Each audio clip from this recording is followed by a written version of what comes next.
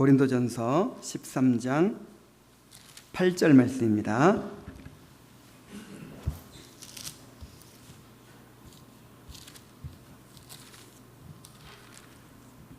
한 목소리로 읽겠습니다. 자, 시작. 사랑은 언제까지나 떨어지지 아니하되 예언도 패하고 방언도 그치고 지식도 패하리라. 아멘. 우리 고린도 교회는 은사 받은 사람들 때문에 혼란과 분쟁이 생겨났습니다. 은사 받은 사람들이 교만해져서 자기가 받은 은사를 자랑하고 과시하고, 그 다음에 그런 은사를 받지 않은 사람들을 무시하고, 이렇게 하면서 이제 이렇게 파당이 생기고 분쟁이 생기고 이렇게 문제가 생겼어요. 그래서 바울이 이 문제를 다루기 위해서 이제 은사에 대해서 이야기하는 중간에 이제 그 은사를 사용하는 목적과 그 원리를 담고 있는 이 사랑의 원리에 대해서 13장에서 이야기를 한 것이죠. 자, 우리가 지금까지 이제 사랑장을 계속해서 한 17번에 걸쳐서 우리가 함께 살펴봤습니다. 서두에는 어떤 얘기였냐면은 은사는 도구일 뿐이고 오직 사랑만이 본질이고 목적이기 때문에 아무리 뛰어난 은사가 있어도 사랑이 빠져버리면 아무것도 아니다. 사랑을 이루기 위해서 은사가 필요한 것인데 그 사랑이 빠져버리면 아무런 유익도 없다. 이렇게 이야기를 했습니다. 그리고 나서 그 고린도 교인들의 육신적인 모습과 비교되는 그 사랑의 15가지 위대한 그 속성들을 이제 하나하나 이야기했죠. 우리가 지난주까지 15가지 다 살펴봤죠. 이제 오늘 우리가 살펴볼 8절부터 이제 13절까지는 이 사랑장의 결론이에요. 결론적으로 은사는 한시적이고 도구적이고 불안한 자는 데 비해서 사랑은 영원하고 또 이 근본적인 목적이 되는 것이고 그 다음에 완전한 것이다 라고 하는 사실을 이제 이야기하면서 이제 끝을 맺습니다. 그래서 저는 이 결론을 세 차례에 걸쳐서 이 결론 부분을 함께 살펴보려고 해요. 오늘은 이 8절 말씀을 통해서 은사의 일시성과 사랑의 영원성에 대해서 살펴보려고 합니다. 우리가 이것을 살펴보는 가운데 정말 이 구원의 목적이 무엇이고 또 이 구원의 과정 가운데 우리가 추구해야 될 것이 무엇인지 우리가 알 수 있을 거예요. 자, 먼저 은사는 일시적인 것이다 이렇게 이야기를 하고 있습니다. 자, 8절에 뭐라고 그랬죠? 사랑은 언제까지나 떨어지지 아니하되 예언도 패하고 방언도 그치고 지식도 패하리라. 예언도 패하고 방언도 그치고 지식도 패하리라. 여기서 세 가지 은사가 나오죠. 예언, 방언, 지식, 세 가지 은사가 나오는데 성령의 은사들 가운데 최고의 은사, 가장 고린도 교인들이 자랑하던 은사가 이제 바로 이 세 가지 은사였어요. 대표적으로 예언, 방언, 지식. 우리 생각에는 성령의 은사 그러면 병 고침의 은사, 무슨 뭐 능력을 나타내는 은사, 이런 게 더 클 것 같죠. 그런데 가장 탁월하고 가장 이렇게 높이 보았던 은사가 뭐냐면은 하나님의 뜻을 깨달아 아는 계시의 은사예요. 먼저 예언이 있습니다. 예언. 이 예언이라고 하는 것은 하나님의 계시를 직접 받아서 전하는 것을 말해요. 초대교회에는 선지자들이 있었고 또 부분적으로 하나님의 말씀을 받아가지고 전하는 그런 예언자들이 있었습니다. 그런데 이 초대교회 선지자들 또 예언자들은 구약의 선지자들하고는 달라요. 구약의 선지자는 구약에 3중직이 있었죠. 선지자, 그 다음에 제사장, 왕. 이 세 가지 직분은 하나님께서 이제 기름 부어 세우셔서 이 세 가지 직분을 통해서 이스라엘 백성을 직접 통치하셨어요. 하나님이. 그러니까 이 사람들은 하나님의 대리자들입니다. 누가요? 선지자, 제사장, 왕. 하나님의 대리자들이고 그리스도의 모형이에요. 이 그리스도, 메시아라는 말이 기름 부음을 받은 자라는 뜻이죠. 근데 선지자가 바로 메시아예요. 기름 부음 받은 자. 또 제사장, 왕이 다 기름 부어 세우기 때문에 기름 부음 받은 자들이에요. 그래 누구의 모형이라고요?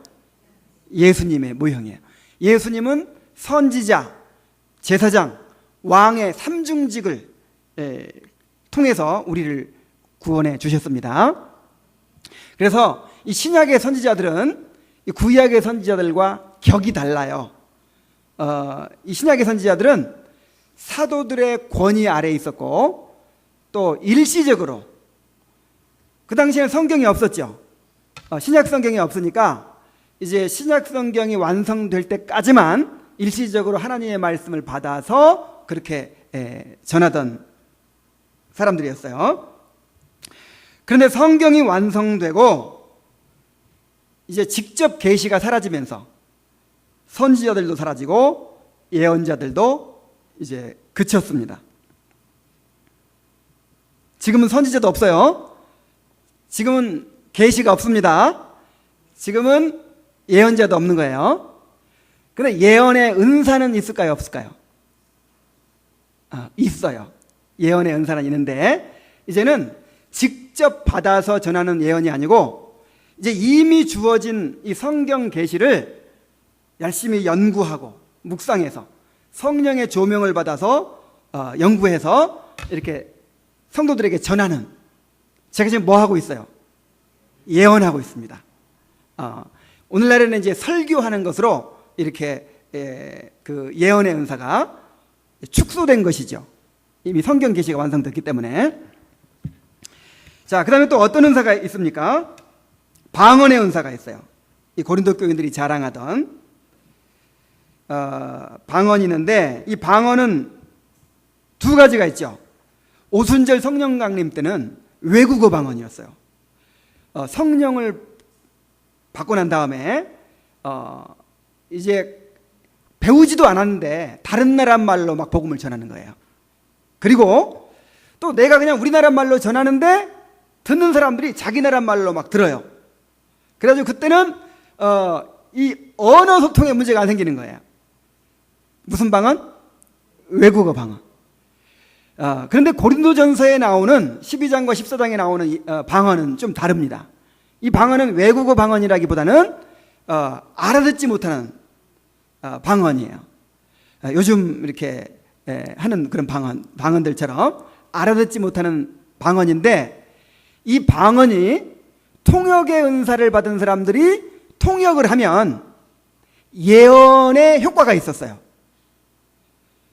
그래서 이 초대교회 때 방언에는 계시적인 기능이 있었습니다.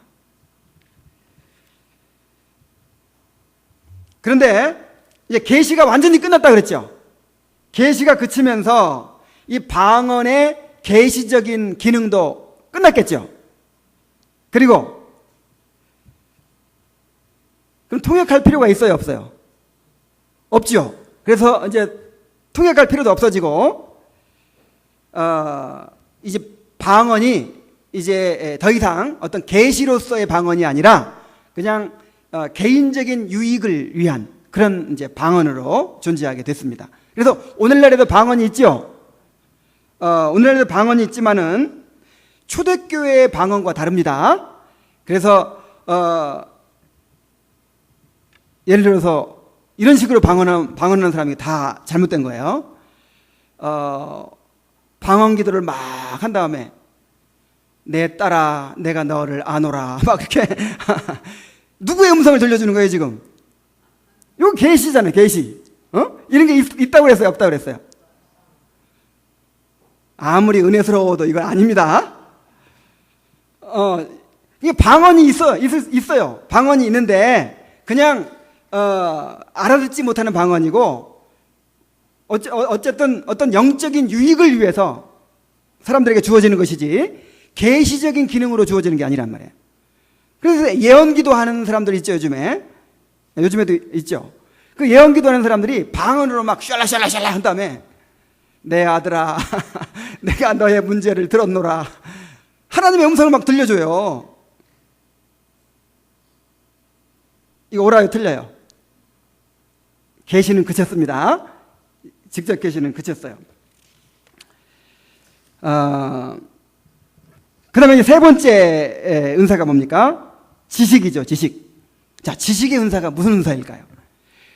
고린도전서 12장에 지혜의 말씀, 지식의 말씀 이런 은사가 있죠.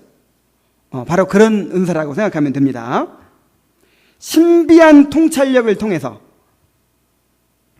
복음의 비밀을 깨달아 아는 그런 은사예요. 이 초대교회 성도들은 공부를 많이 안 했죠. 그런데 어떻게 그렇게 복음의 비밀을 잘 깨달았을까요? 그때는 신학교가 있었어요, 없었어요? 없었어요. 그때는 신학책이 있었어요, 없었어요? 뭐 교리문답도 없고 책도 없어요. 그럼 도대체 또 신약성경도 없었어, 신약성경도. 단지 그 사람들이 가지고 있던 거는 구약성경밖에 없어요. 그런데 어떻게 복음의 비밀을 그렇게 기가 막히게 다 깨달았을까요? 지식의 은사 때문이었어요. 신적인 신비한 통찰력으로 복음의 비밀을 다 깨달아 하는 거예요. 자, 오늘날에는 지식의 은사가 있습니까, 없습니까? 있어요. 오늘날 예언의 은사도 있다고 그랬죠. 방언의 은사도 있다고 그랬죠. 지식의 은사도 있어요. 근데 오늘날에는 또 지식의 은사가 다릅니다. 그때는 성경이 주어지지 않았잖아요. 성경이 완성되지 않았기 때문에 직접 주실 수밖에 없어요. 깨닫게 하실 수밖에 없어요. 그런데 지금은 이제 성경이 다 기록이 돼 있죠. 그 다음에 지금은 신학교가 있죠. 그 다음에 신앙의 선배들이 물려준 그런 위대한 신앙의 유산들이 있어요. 그래서 지금은 지식의 은사가 있긴 있는데 어떻게 깨닫죠? 신학교 가야죠. 그 다음에 또 신앙의 선배들이 정리해 놓은 그 유산들을 공부해야죠. 성경을 연구하고 책을 읽고 신학 공부를 하고 그렇게 해서 이 복음의 진리를 깨달아 아는 거예요. 좀 시시해요? 지리산에서 3년, 계룡산에서 5년 막 이런 식으로 막 금식기도 해가지고 막 탁 하늘로부터 받아가지고 여태까지 발견하지 못했던 계시록의 진리를 깨달았다. 요래야 되는데 무슨 신학교 가서 배워야 되고 책 읽고 배워야 된다니까 좀 시시하게 느껴집니까? 그런데 지금은 지식의 은사가 있어요. 지금도 지식의 은사를 받은 사람들이 목사하는 거예요. 근데 어떻게 깨닫는다고요? 공부해서 깨달아요. 공부해서. 그래서 지리산에서 3년, 계룡산에서 5년 이런 식으로 깨달았다고 하는 사람 이게 다 잘못된 겁니다. 안 믿는 것 같아. 그래서 사람들이요, 뭔가 아직도 좀 그런 신비적이고 좀 미신적인 거를 좀 추구하는 사람들이 많아요. 그래가지고 여태까지 해석하지 못했던 걸 내가 해석했다. 내가 기도하는 중에 기가 막히게 이 말씀을 깨달았다. 그러면 그냥 뭔가 막 이렇게 하나님께로부터 온 것처럼 이렇게 느껴지고 열심히 책 읽고 열심히 막 끙끙대면서 준비하고 이런 거는 이건 뭔가 인간적인 것 같고 그렇게 생각하면 안 된단 말이에요. 내가 왜 이런 말씀 드리냐면은 오늘날 왜 이렇게 이단들이 많은지 아십니까? 왜 이렇게 잘못되는 이 빗나간 사람들이 많은지 아세요? 왜 성도들의 신앙이 이렇게도 성장하지 않은 줄 아세요? 그게 뭐냐면은 이 반지성주의 때문에 그래요. 무슨 주의? 그러니까 우리가 복음을 깨달아 알려면은 성경에 대해서 알고 신앙에 대해서 알려면 어떻게 해야 될까요? 신앙의 선배들이 이렇게 물려준 위대한 신앙의 유산들이 있어요. 이런 게 없으면요 완전히 혼란 상태에 빠져버릴 거예요. 저마다 내가 기도하다 깨달았다, 내가 연구하다 깨달았다, 전부 다 그래가지고 이 사람 깨달은 게 다르고 이 사람 깨달은 게 다르면 누구를 믿어야 돼요? 그래서 신앙의 유산이 있는 거예요. 초대교회부터 내려온 그런 정통신앙의 유산이 있어요. 그래서 지금까지 있었던 어떤 위대한 신학자, 어떤 위대한 하나님의 사람도 자기 혼자 골방에 앉아서 연구해가지고 뭔가를 깨닫고 이런 사람 아무도 없어요. 어거스틴, 이 사람이 자기가 연구해서 자기가 발견해냈나요? 사도들로부터 물려받은, 속사도, 교부들로부터 이어받은 그런 것들을 토대로 해가지고 더 정리해낸 거예요. 칼빈이 종교개혁 할 때 혼자 앉아서, 루터가 혼자 앉아서 그렇게 성경 연구해가지고 그렇게 자기 혼자서 연구해가지고 그렇게 된 줄 아십니까? 전부 다 어거스틴이 정리해 놓은 거. 그 다음에 또 어거스틴 말고도 신앙의 선배들이 다 이렇게 정리하고 책으로 남겨두고 이런 것들을 전부 공부해가지고, 그래서 칼빈의 기독교 강요도 전부 다 어거스틴에 대한 인용이에요. 그래서 우리가 이 깨달아 가려면 어떻게 해야 돼요?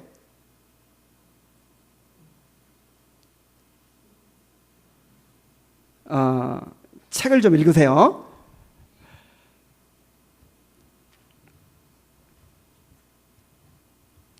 공부해야 됩니다. 책도 열심히 읽고요. 공부해야 돼요. 그래서 이런 줄기를 알면 헷갈릴 게 없어요. 검증이 되는 거예요, 다. 자, 어쨌든 오늘날에도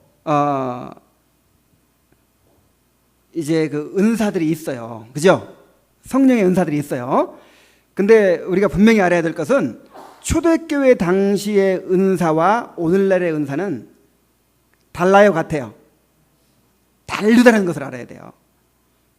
분명히 달라요. 왜 다르냐면은 초대교회 때는 성경이 기록되지 않았기 때문에 사도들이 그 예수님의 대리자들인 사도들이 직접 사역을 했기 때문에 그때는 이제 계시가 직접 주어졌어요. 하나님의 계시가. 그리고 그 주어진 계시가 하나님께로부터 온 것이라는 것을 증명하기 위해서 표적의 은사들이 주어졌어요. 신비한 은사들.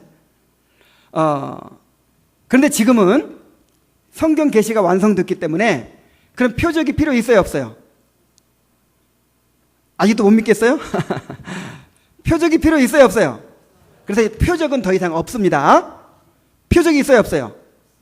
다만 이제 우리의 필요를 위해서 드물게 기적이라든지 신비한 그런 은사들, 그런 하나님의 신비한 역사들이 있을 수 있어요.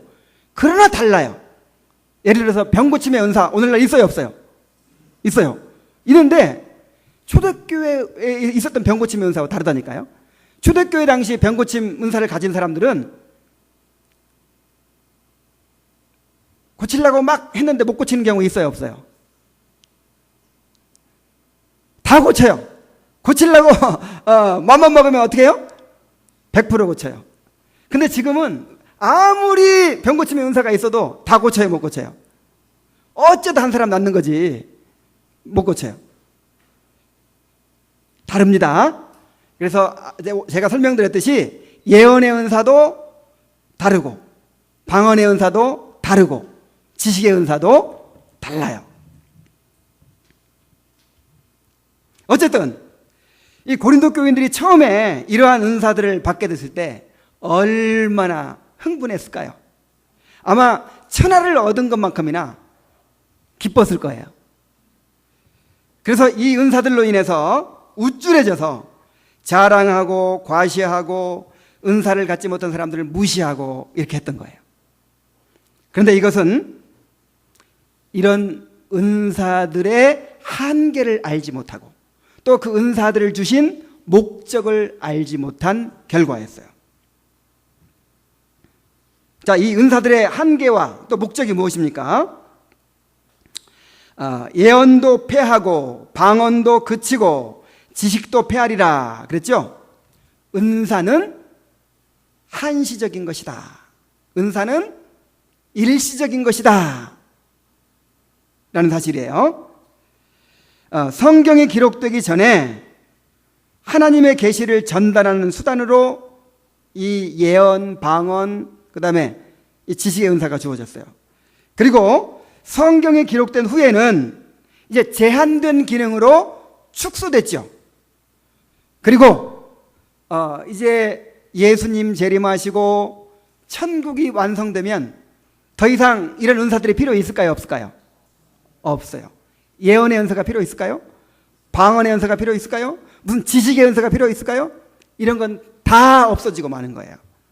일시적으로 아직 천국이 완성되기 전에 일시적으로 지금 은사가 주어진 것이죠.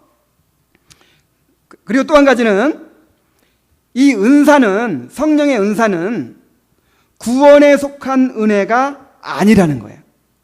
뭐가 아니라고요?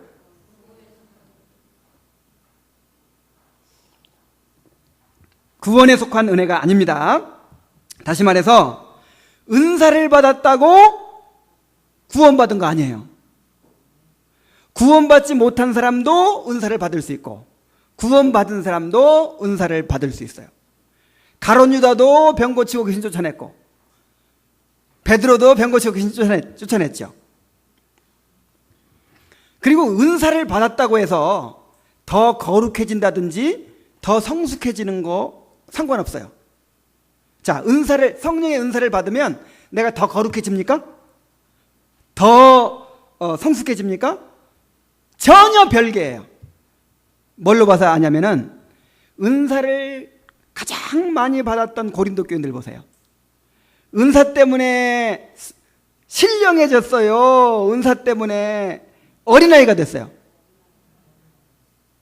육신적인 그리스도인이라고 했어요. 그리스도 안에서 어린아이라고 그랬어요. 그리고 은사가 사람을 성화를 시키는데 아무런 이 은사를 받았다고 해서 상관이 없다 이 말이에요. 구원과 상관이 없다 이 말이에요. 그럼 은사는 왜 주셨습니까? 은사는 단지 수단이요 도구예요. 도구. 복음을 전하기 위해서 또 사람들을 구원하기 위해서 그리스도의 몸을 세우기 위해서 수단으로서 주어진 것입니다. 결국 하나님의 사랑을 이루기 위해서 주어졌다 이렇게 말할 수 있어요. 자, 은사가 뭘 이루기 위해서? 그러니까 뭐가 목적이에요? 사랑이 목적이고 은사는 수단이에요. 수단. 그런데 거기서 사랑이 싹 빠져버리면 어떻게 되겠어요? 그럼 은사가 존재할 이유가 있어요? 없어요? 아무 소용이 없어지는 거예요.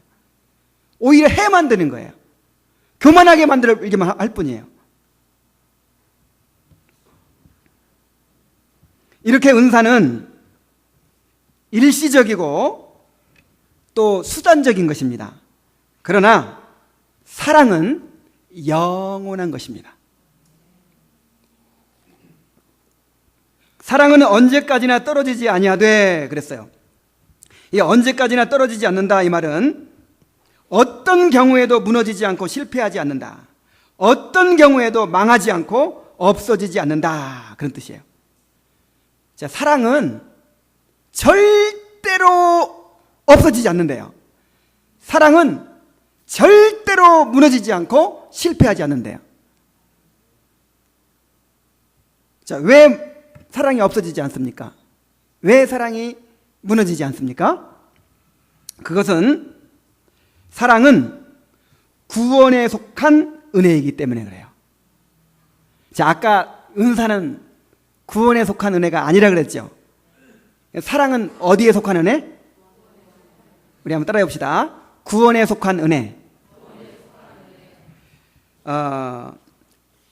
이 은혜라는 것이 뭔지를 좀 설명하고 넘어가야 되겠어요.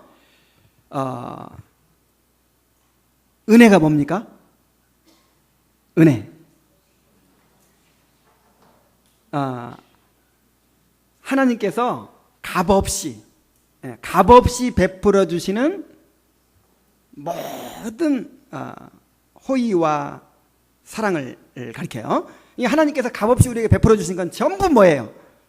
은혜죠, 은혜. 그런데 이 은혜에는 두 종류의 은혜가 있어요.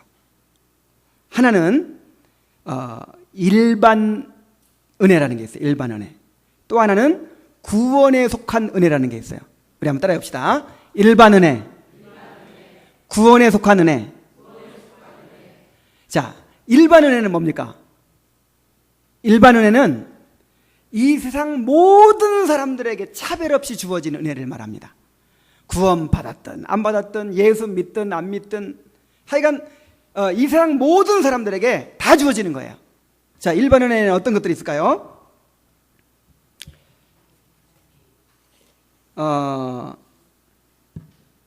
우리 육신의 생명 주신 거, 그죠?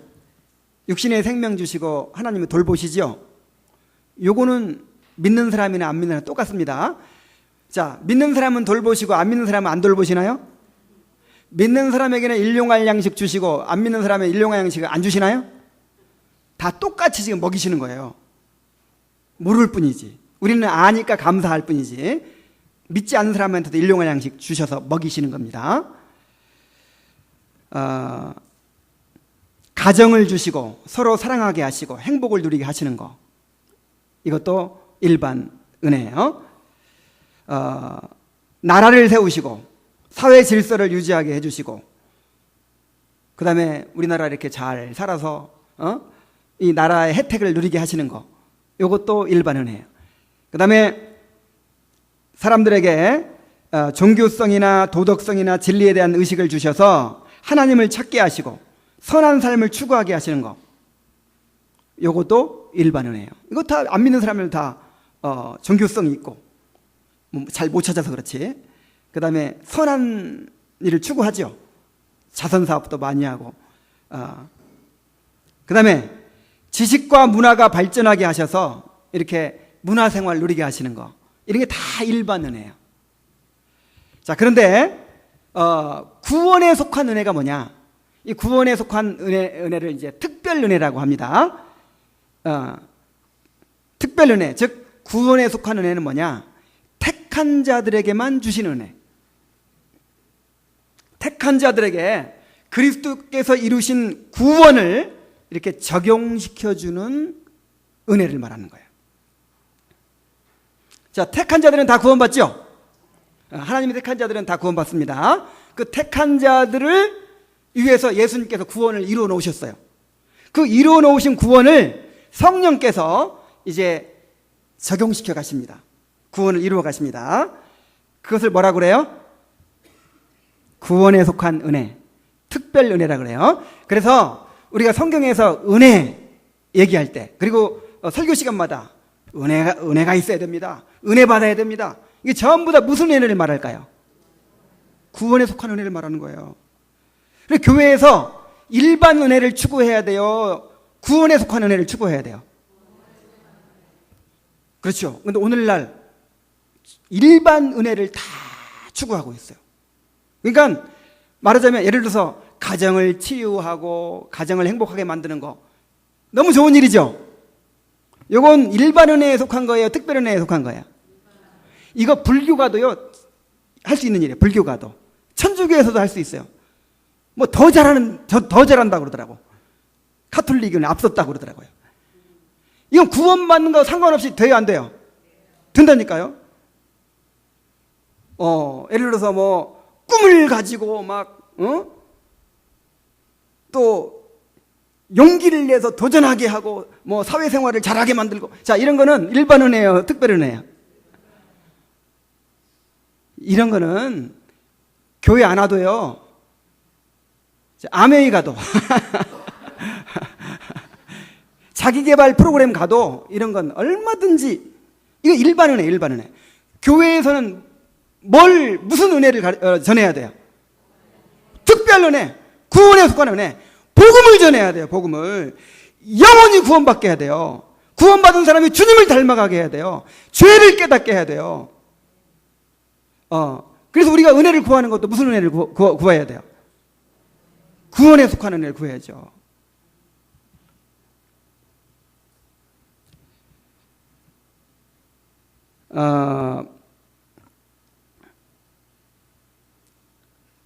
자, 구원에 속한 은혜가 이제 특별 은혜인데, 택한 자들에게 그리스도께서 이루신 구원을 적용시켜 주는 것인데, 자, 어떤 식으로 적용시켜 준다 그랬어요?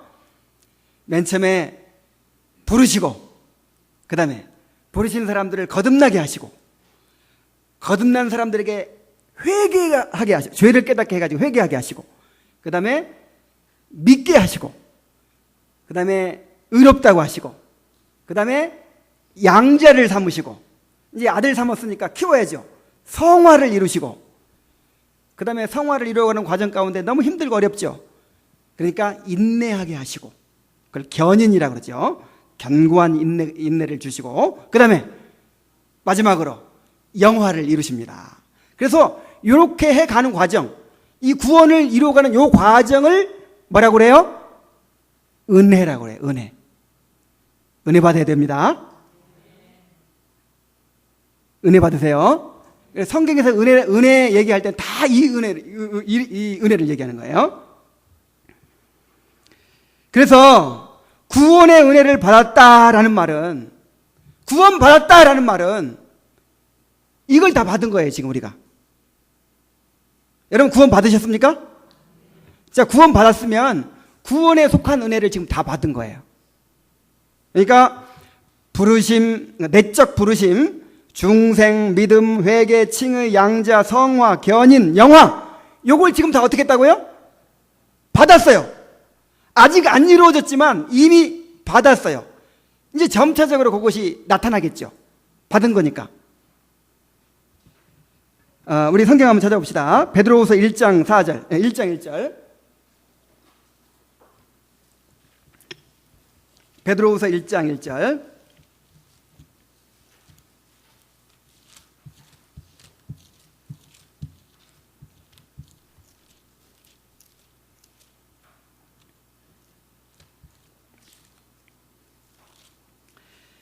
자, 우리 1장 1절부터 한번 살펴봅시다. 예수 그리스도의 종이며 사도인 시몬 베드로는 우리 하나님과 우리 주 예수 그리스도의 의를 힘입어 동일하게 보배로운 믿음을 우리와 함께 받은, 자, 믿음을 어떻게 했다? 내가 믿은 줄 알았더니 믿음을 어떻게 했다? 받았다. 아까 구원 속에 뭐가 들어있었어요? 부르심, 중생, 회개, 그 다음에 믿음이 있었잖아요. 그러니까 믿음도 뭐에 속한 은혜예요? 구원에 속한 은혜. 그러니까 이 구원 속에 뭐가 들어있어요? 믿음이 들어있어요. 믿음을 하나님이 주신 거예요. 그래서 지금 구원받은 사람은 뭘 받은 거예요? 믿음을 받은 거예요. 믿음을 하나님께.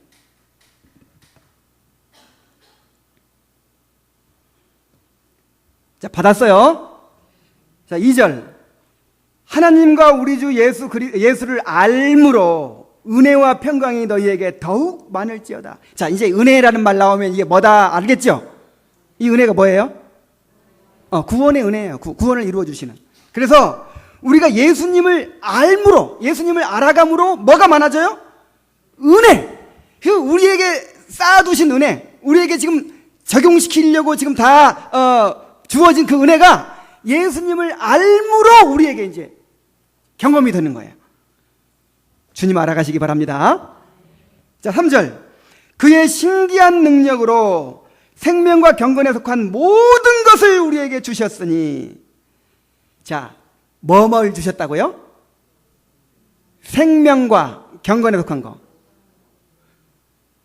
자, 여러분, 거듭남이 뭐라 그랬어요? 거듭남이 두 가지.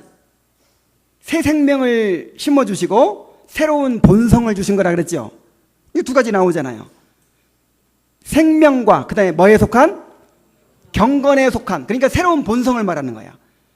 우리에게 생명을 주시고 새로운 본성을 우리에게 넣어주셨어요. 이게 구원입니다.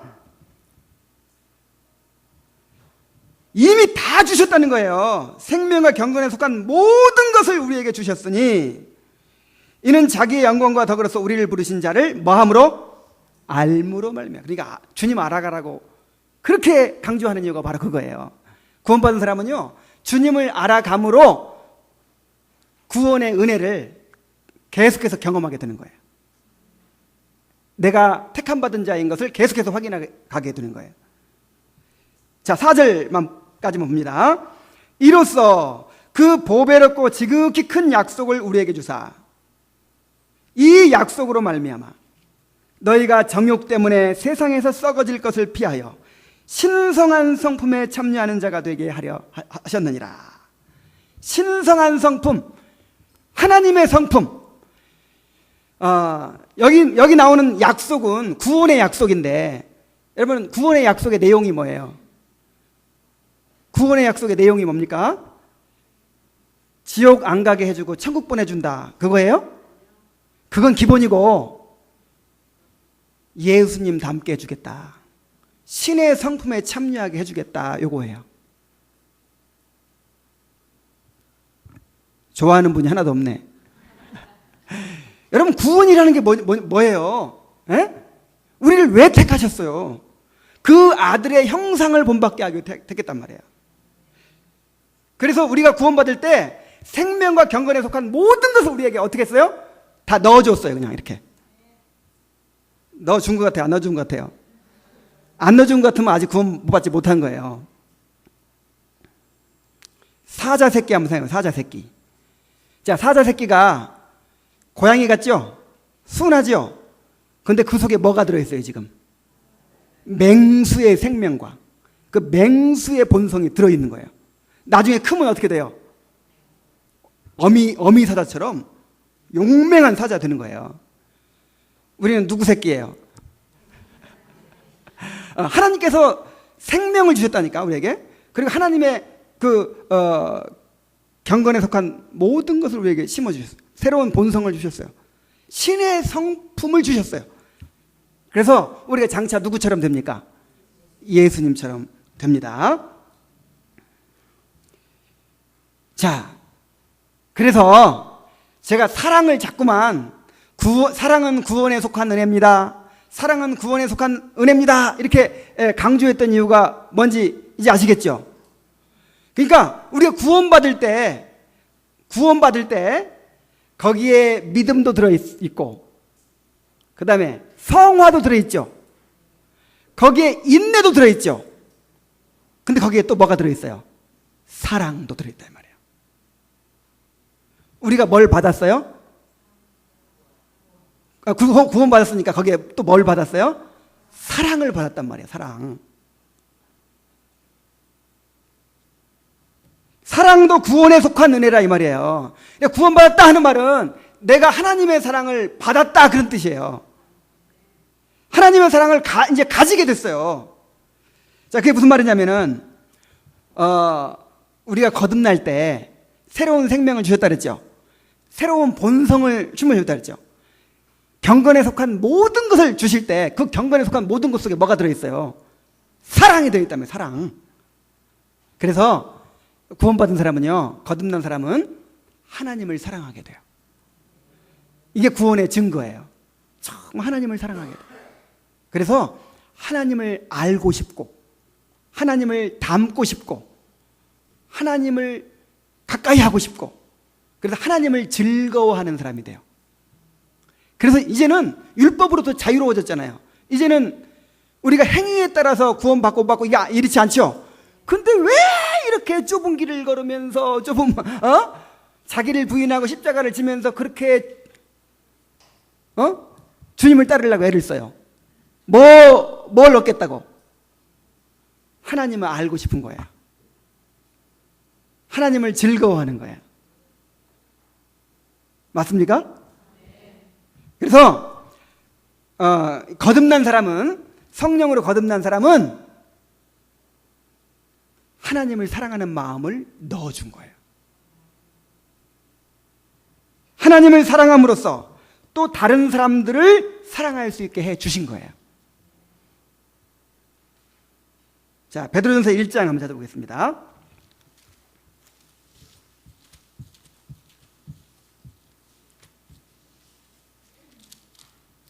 베드로전서 1장 20절.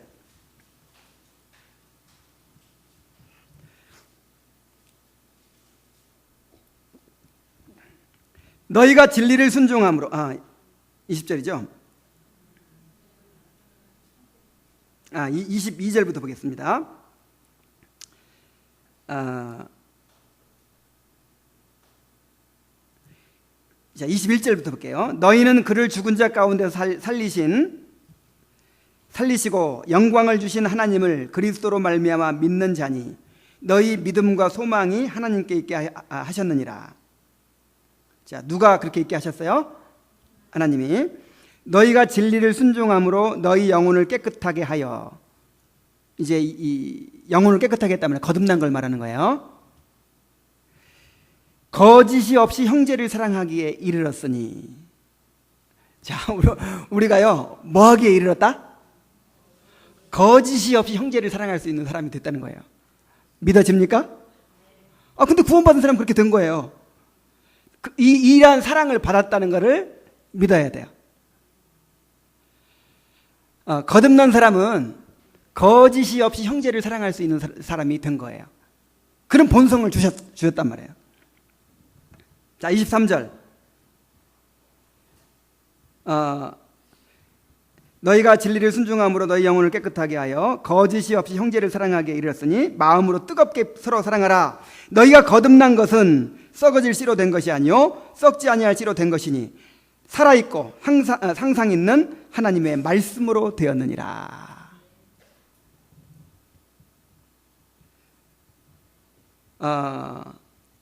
우리가 받은 이 믿음은요, 내가 믿은 거예요? 아니면 하나님께로부터 받은 거예요? 그래서 믿음도 두 가지예요. 그냥 내가 믿고 확신하고, 근데 내가 그냥 믿는 걸로 끝나는 그 믿음이 있어요. 예를 들어서, 이거 자꾸 구원파한테 미안하네. 너무 구원파, 근데 너무 좋은 예예요, 좋은 예. 그래서 자꾸 예를 들지 않을 수가 없어. 자, 구원파처럼 구원에 대한 믿음이 확실한 사람들이 어디 있어요? 근데 우리가 구원파를 이단이라고 하죠? 이단이면 구원 받는다는 거 못 받는다는 거야. 그럼 그 사람들의 믿음은 하나님께로부터 받은 믿음이에요? 내가 믿은 믿음이에요? 그러니까 내가 믿은 믿음이 있어요, 없어요? 있어요. 내가 믿고 내가 막 확신했지만 하나님께로부터 오지 않은 믿음이 있어요. 그걸 어떻게 구분합니까? 어떻게 구분할까요? 하나님께로부터 믿음은 살아있어요. 그걸 산 믿음이라 그래요. 자, 내가 믿은 믿음은 죽었을까요? 살았을까요? 죽어 있어요. 왜냐하면 내가 믿었으니까 죽은 거지. 근데 하나님께로부터 믿음은 살았어요? 죽었어요? 살았어요. 살아서 역사를 합니다. 역사를 해요. 어떻게 역사합니까? 사랑으로 역사를 해요. 갈라디아서 5장 6절 말씀 찾아봅니다. 갈라디아서 5장 6절 말씀.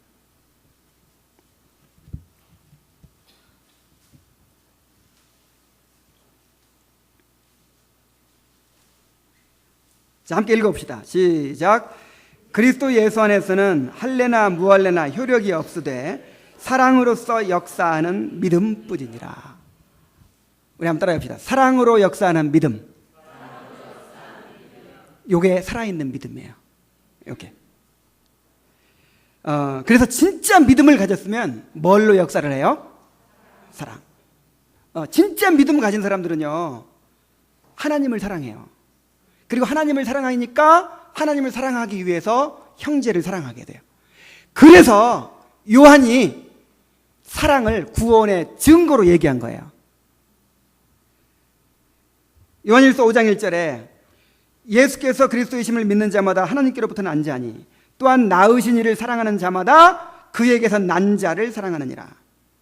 또 3장 14절에 우리는 형제를 사랑함으로 사망에서 옮겨 생명으로 들어간 줄 알거니와 사랑하지 아니하는 자는 사망에 머물러 있느니라. 그러니까 구원의 가장 큰 증거가 뭐냐면 하나님을 사랑하는 거예요. 그 다음에 형제를 사랑하는 거예요. 근데 하나님을 사랑하지 않고 형제를 사랑하지 않는 거 보니까 이 사람은 뭐다? 아직 구원받지? 이건 살아있는 믿음이 아니다. 이렇게 이제 평가를 하는 거죠.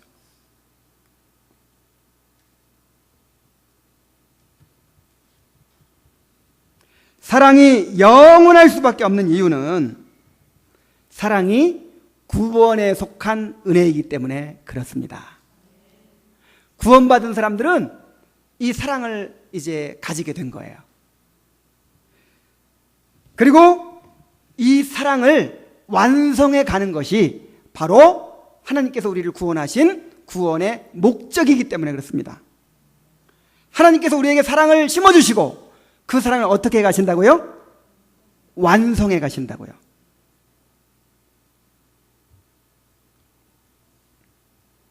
하나님께서 인간을 어떤 존재로 만드셨냐면 사랑받고 사랑하는 존재로 만드셨어요. 그러니까 하나님의 사랑을 받아서 하나님의 사랑으로 충만해지도록 만드셨어요. 그래서 하나님의 사랑으로 채워지기 전까지는 인간에게 안식이 없습니다. 그래서 어거스틴이 고백록 첫 장에서 인간은 하나님을 위해 지음받았기 때문에 하나님의 사랑 안에서 안식하기 전까지는 쉴 수 없나이다 그랬어요. 그래서 하나님의 사랑으로 충만해지도록 우리 창조하셨고, 그 다음에는 그 사랑을 이제 되돌려 드리도록 하나님을 사랑하도록 그렇게 창조하신 거예요. 그래서 인간에게는 사랑받고자 하는 그런 경향성, 또 마음을 다해 누군가를 사랑하고자 하는 그런 경향성을 가지고 있어요. 그 대상이 누구예요? 하나님이에요. 그런데 인간이 죄를 범하고 나서 하나님과의 관계가 끊어져 버리니까 이제 사랑의 대상이 없어져 버렸죠. 그런데 어떤 경향성은 남아있어요? 사랑받고 사랑하고자 하는 경향성은 남아있어요. 그 대상이 바로 자기 자신이 되어버린 거예요. 그래서 이제 하나님을 사랑하는 대신 누구를 사랑해요? 나를 사랑해요. 이걸 가리켜 자기 사랑이라 그래요. 이제는 오로지 자기를 사랑합니다. 인간은 나를 사랑해요. 그래서 나를 사랑하기 위해서 하나님을 사랑해요. 나를 사랑하기 위해서 다른 사람을 사랑해요. 나를 사랑하기 위해서 모든 것들을 다 사랑해요. 그래서 이런 자기 사랑 때문에 인간이 불행할 수밖에 없는 거예요. 근데 하나님을 사랑하지 않으면서 진정한 사랑을 할 수 있을까요? 없을까요?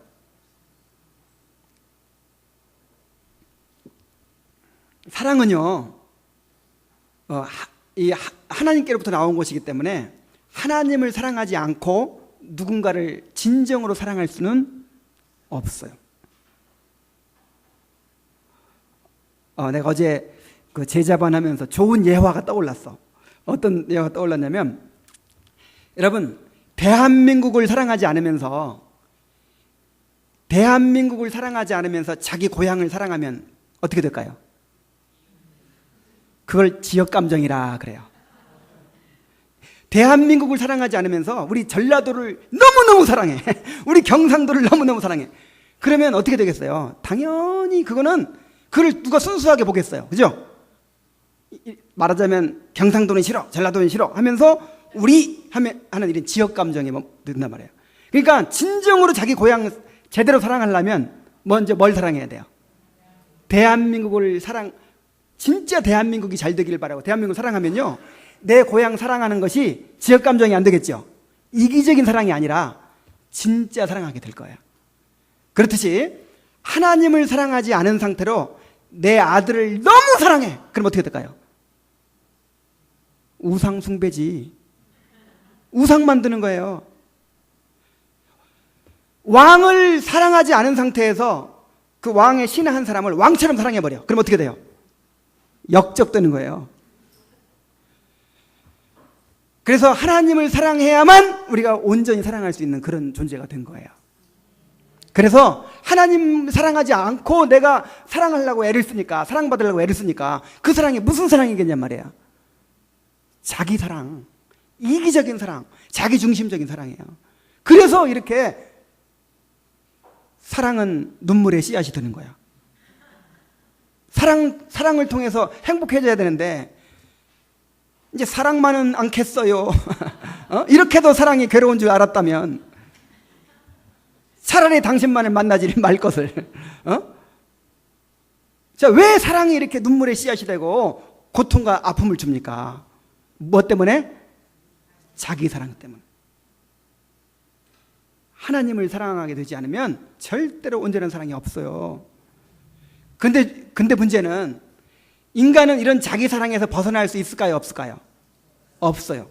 절대로 없어요. 이 자기 사랑에서 누구도 벗어날 수 없어. 그래서 이런 자기 사랑의 늪에서 우리를 건지셔서 이제 하나님을 사랑할 수 있도록 만들어주는 것이 바로 구원입니다. 구원받는 게 뭐예요? 자기 사랑에서 벗어나서 세상을 사랑하는 데서 벗어나서 누굴 사랑하는 거? 하나님을 사랑하는 거. 나를 위해 살던 삶에서 벗어나서 하나님을 위해 살게 만들어주는 거, 그게 구원이에요. 우리 고린도후서 5장 한번 봅시다.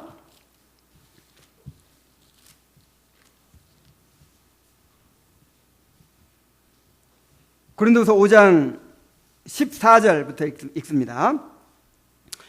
그리스도의 사랑이 우리를 강권하시는도다.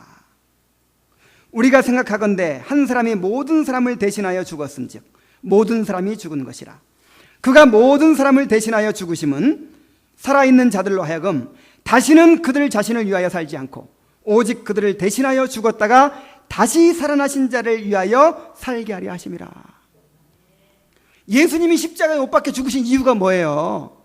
단지 우리를 지옥에서 꺼내서 천국 가게 해주신 그거예요?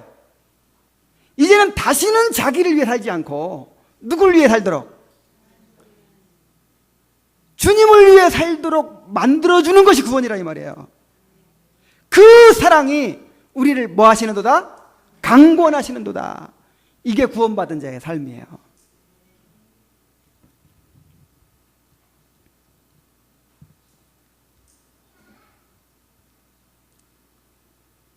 구원받은 사람은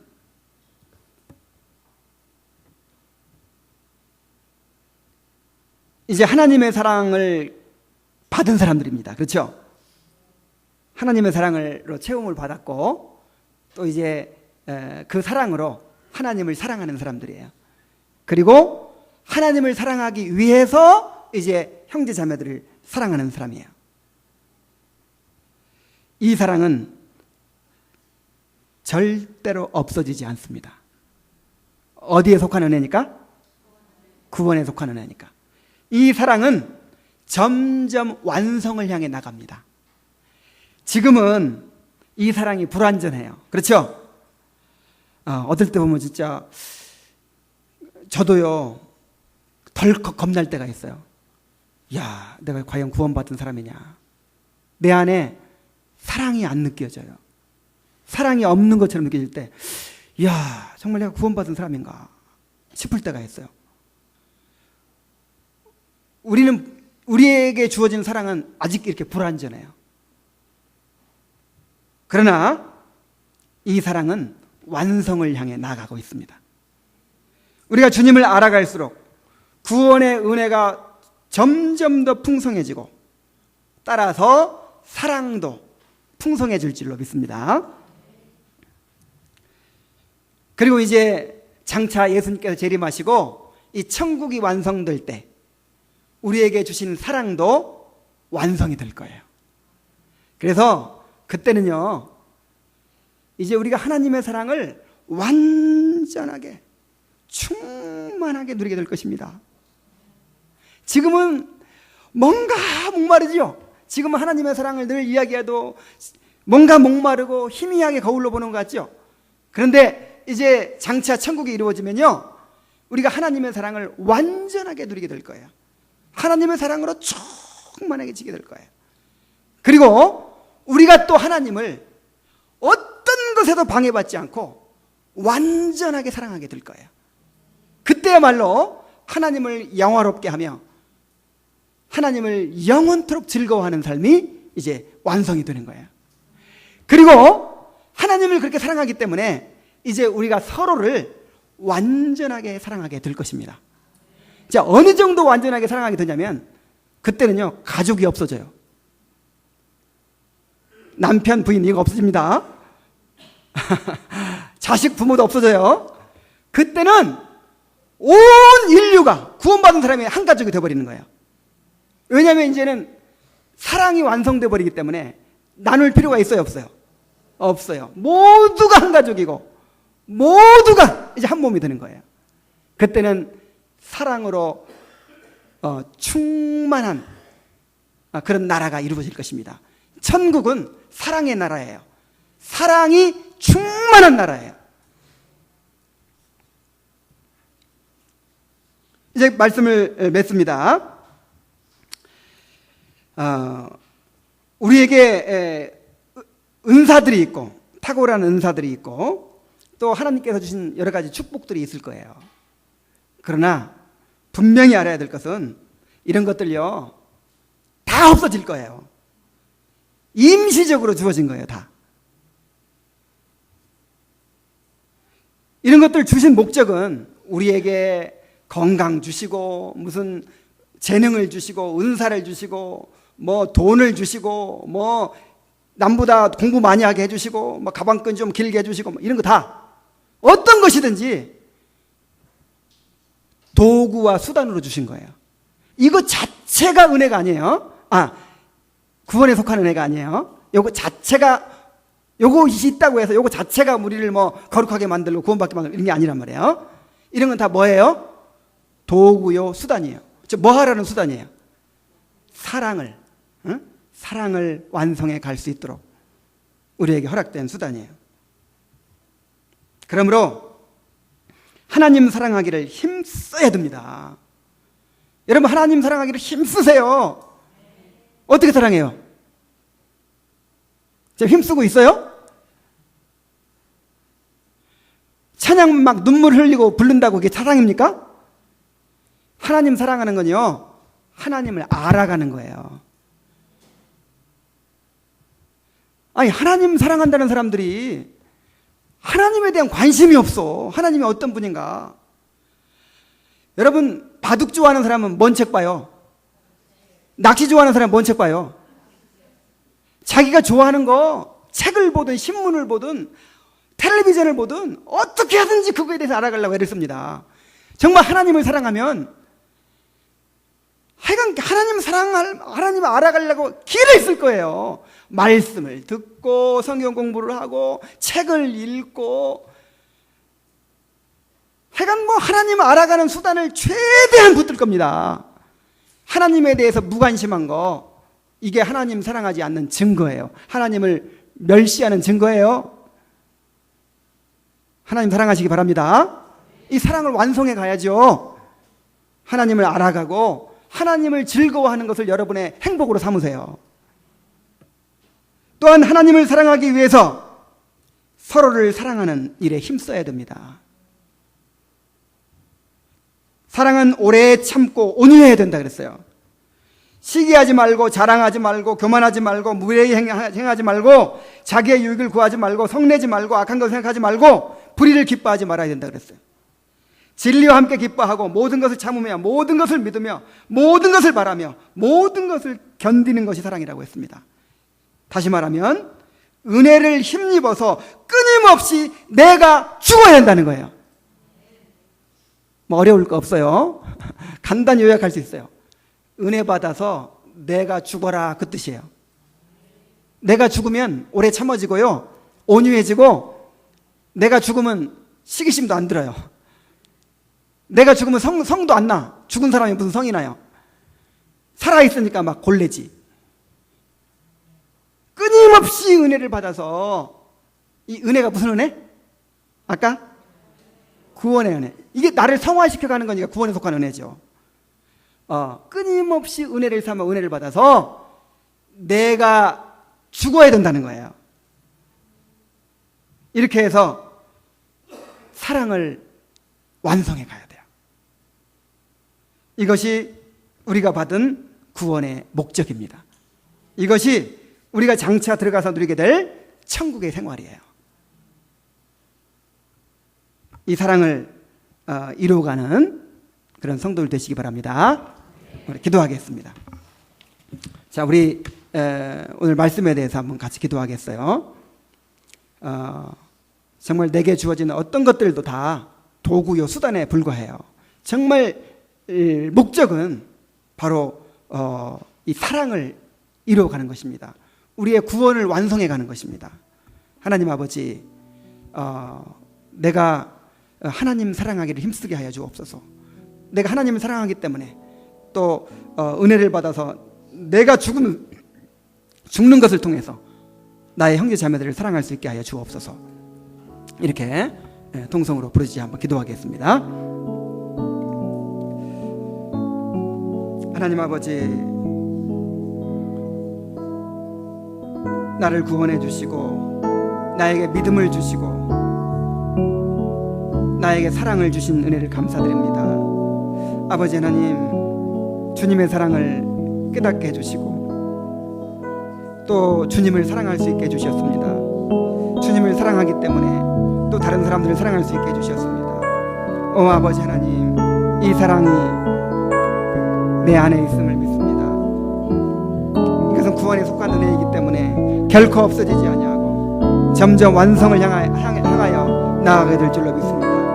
아버지 하나님, 다른 것들은 다 도구요, 수단에 불과합니다. 일시적인 것이고 없어질 것들에 불과합니다. 아버지 하나님, 근본 본질적인 것이고 목적이 되는 이 사랑을 이루어가게 하여 주옵소서. 아버지 하나님, 하나님을 사랑하게 하여 주옵소서. 하나님을 알고자 힘쓰게 하여 주옵소서. 오직 하나님만을 즐거워하게 하여 주옵소서. 아버지 하나님, 하나님을 사랑하기 때문에 아버지 또 형제 자매들을 사랑하게 하여 주옵소서. 아버지 하나님, 은혜를 힘입어서 나를 저 복종시키며 아버지여 내가 죽게 하여 주옵소서.